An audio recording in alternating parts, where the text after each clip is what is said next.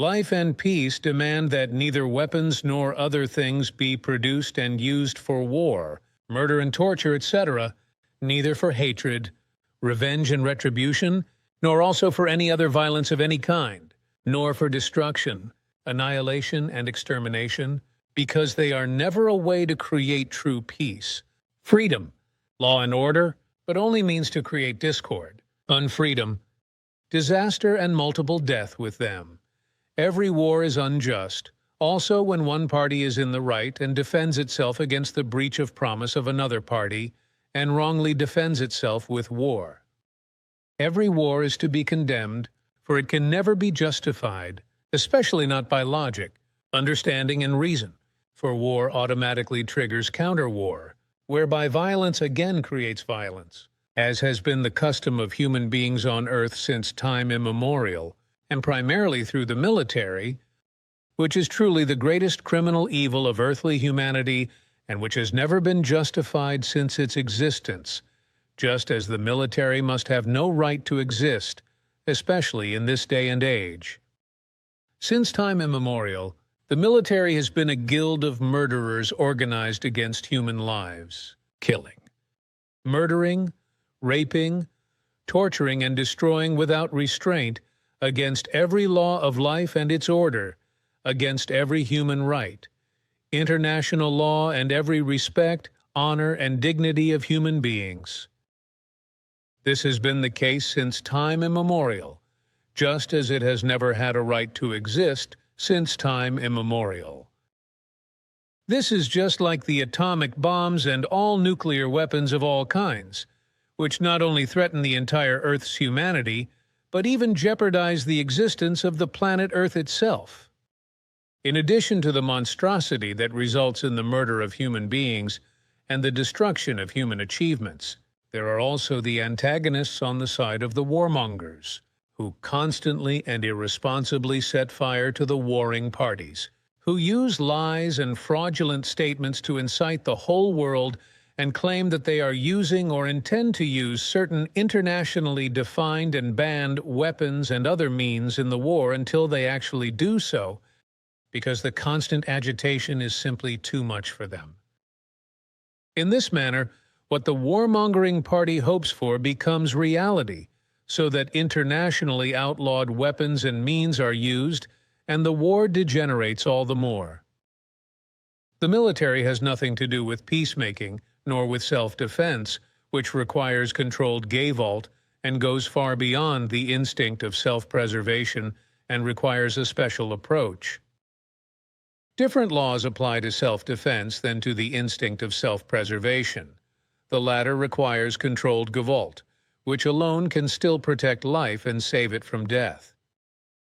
Self-defense not only fully requires sound logic, crystal clear reason, and tangible, sober, and insightful reason, but also its resolute and consistent implementation with a commitment to life. War is a work of death, like the death penalty, which is contrary to any protection of life and is therefore unjust. War, the death penalty, as well as murder and manslaughter, not only shamefully violate the rules of the right to life of every creature, every human right and international law, but war and the death penalty also turn the human beings who practice them into murderers and mass murderers.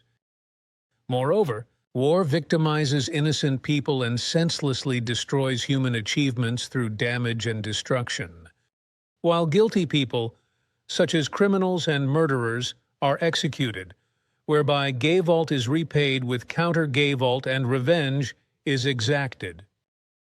To avoid war, true logic, understanding, and reason must never be forgotten.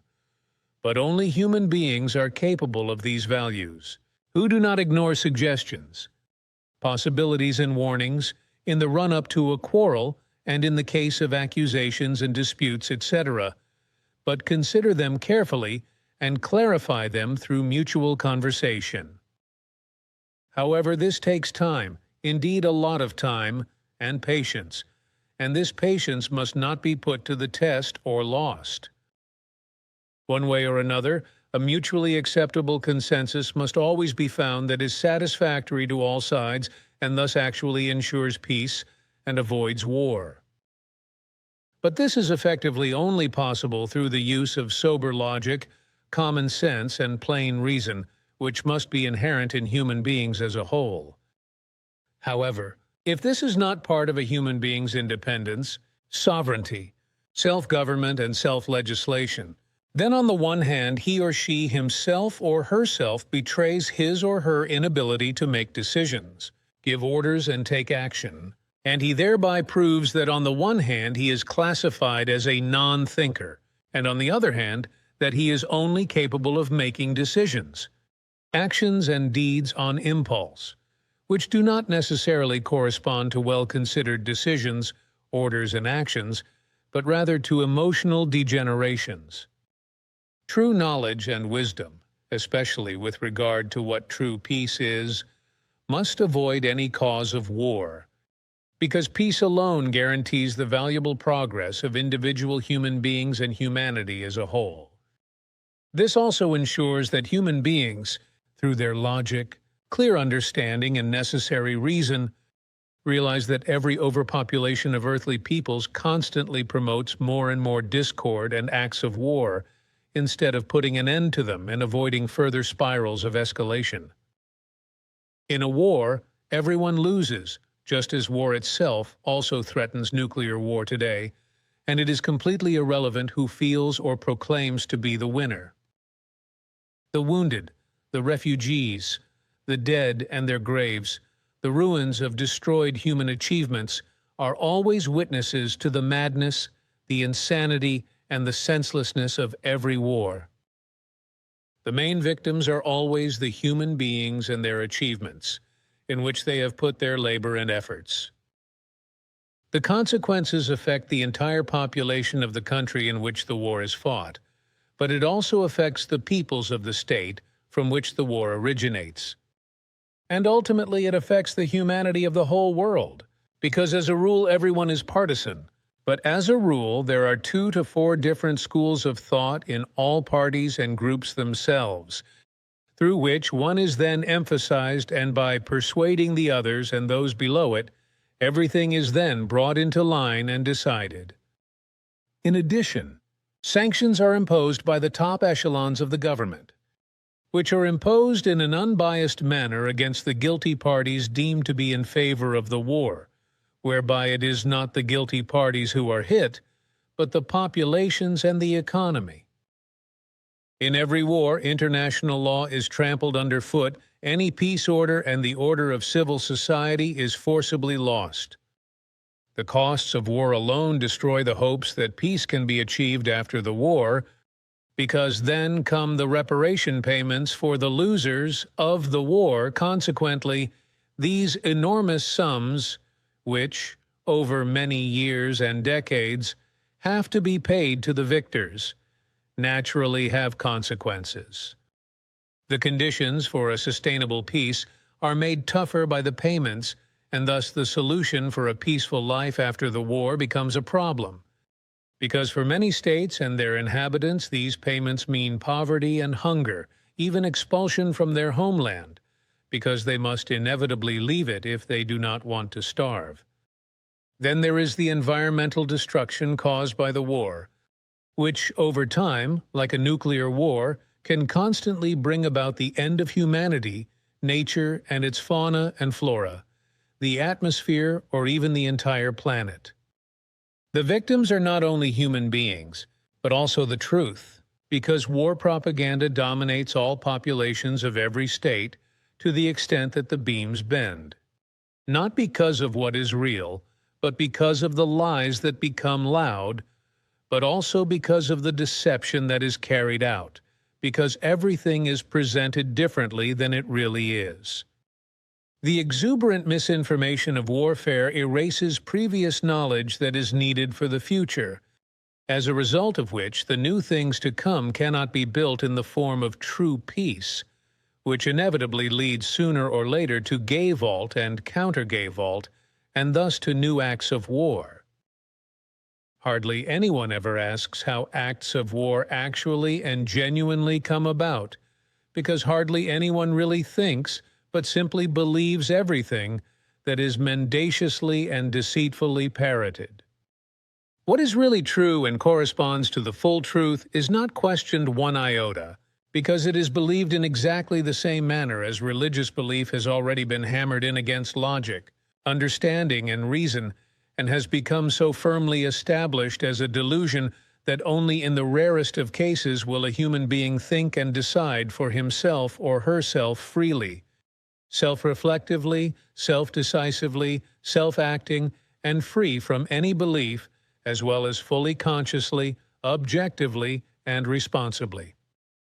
However, an incompetent leader who has fueled the escalation spiral over decades or his or her entire life, as many do, especially powerful people who head the state, the authorities, a religious community, the family, a company, a corporation, or any other group of human beings, is at a very high risk of no longer living as a humane and correct thinking, deciding, ordering, and acting being, because his or her behavior in power has impaired his or her healthy senses and damaged them to such an extent that logic, understanding, and reason have become completely foreign to him.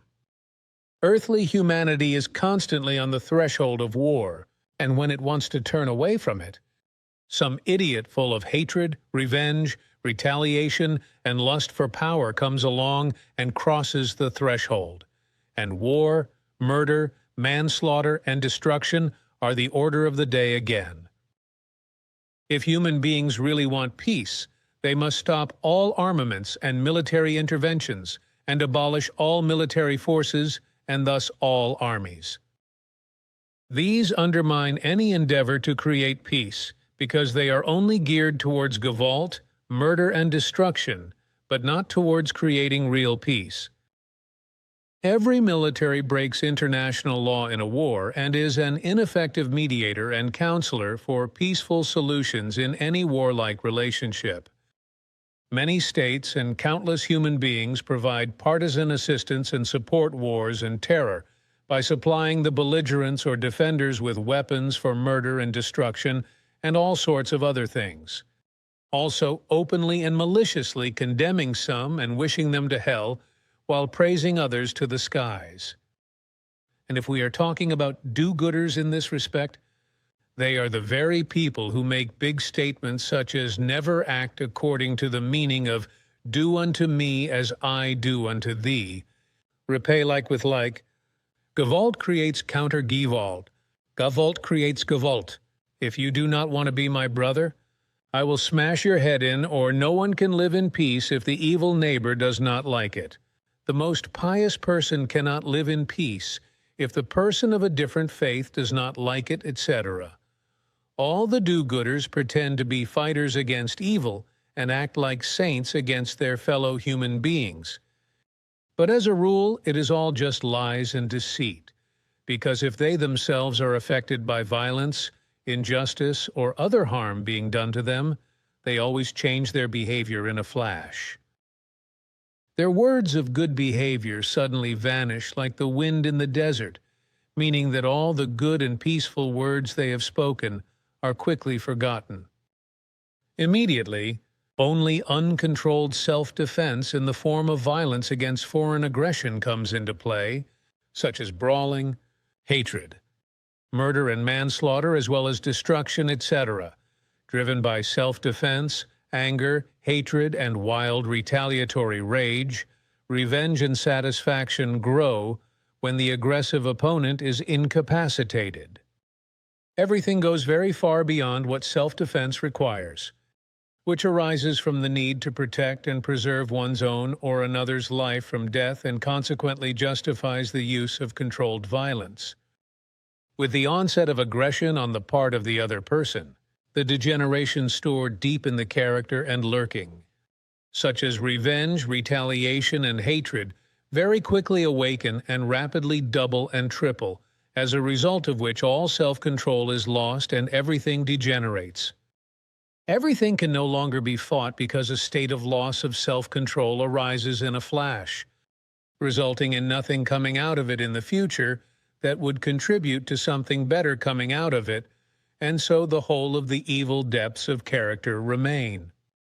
There is no cure for forgetting the evil qualities of hatred, revenge and retaliation that lurk deep within the character, which are present in practically every good person despite their good talking and glossing over. These can only be dissolved and neutralized by working on them consciously and with full awareness, and by maintaining and exercising control over them in every situation. However, this is not the case with do-gooders, just as it is not the case with human beings in general, who do not care at all about the evil emotional aberrations lurking deep within their character because they are not aware of them.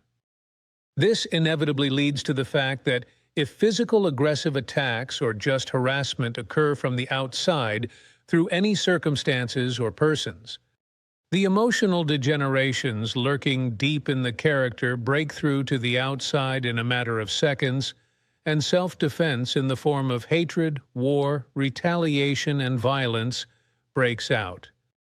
As a result of the failure to utilize thought, logic, understanding, and reason, this inevitably leads to alternating violence and counter-violence, and not infrequently to murder and manslaughter, instead of peace and an end to the aggression with reasonable words. This is done in particular by the military, which is drilled to spread aggression and thus violence as well as murder, torture and destruction, regardless of the fact that through this and through murder, rape, torture, destruction, and ultimate victory, no true peace can be created and no real peace will ever emerge. Wars must be prevented and further wars of all kinds must not be activated, and this applies to political wars fought by military armies, killing human lives and destroying human achievements. This must be prevented, if only by banning the manufacture and supply of weapons or military action. Economic wars that fuel a spiral of escalation often also lead to war, so these must also be banned. Sanctions imposed by states on other states should also be banned, as these do not affect those in power who order wars and send the military to carry out mass murder and destruction, but the respective population. In any case, humanitarian aid for victims of gay vault is to be supported, as is the establishment and expansion of links between peace movements that mobilize to end wars on the one hand and endeavor to prevent wars on the other, as are movements that endeavor to bring the military conduct of earthly humanity to a standstill through logic, understanding, and reason, and to generally dissolve the military in all states of the world. This must be promoted in all areas of society, and the authoritarian structures of militarism must be dissolved, so it is important to support movements that are involved in this peace work. However, it should be emphasized that it is not simply monetary donations that can solve this problem, but personality and involvement in the cause. Monetary donations should only be made where there is certainty that the full amount donated will be used for the good cause and that a certain percentage will not be written off as expenses and remuneration money, as is legally permitted by the begging organizations, which are allowed by law to collect around 40% for operating costs and remuneration costs. This means that at least 40% of every donation, that is to say almost half, goes into the pockets of the aid organizations to pay for operations and remuneration. However, this is not what donations should be used for, because every donation must be used for the purpose for which it is donated. Every state that engages in armament and war must become willing to create peace, because the world and its humanity need peace. Consequently, the states warmongering against each other must be replaced by an effective logic of peace. This must be achieved through effective diplomacy, The cessation of all existing and possible pending and imminent acts of war, a complete de-escalation and the withdrawal and complete destruction of all weapons.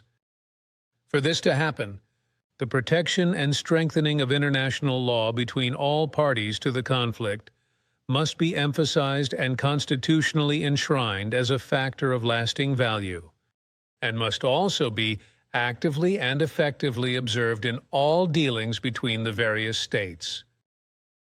Only the creation of such a worldwide state regulation can bring about a turning point in time that will truly bring about a global architecture of peace that is then stable. This alone can bring about a turning point in time that will bring about a world that guarantees true global peace, which effectively ensures common security worldwide, as well as sustainability and solutions to the problems of humanity on our planet Earth. Simyase Silver Star Center, 10.3. 2022, 11:43 hours, Billy.